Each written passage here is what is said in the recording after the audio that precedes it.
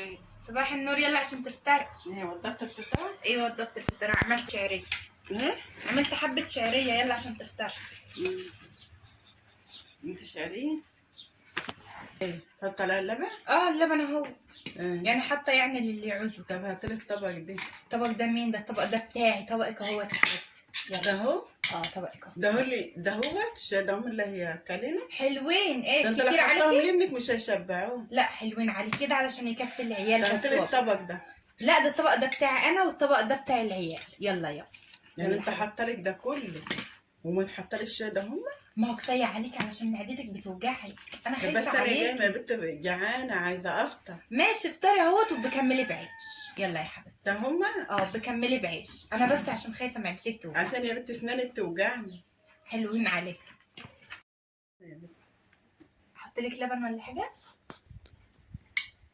لا كل انت وعيالك مش عايزه.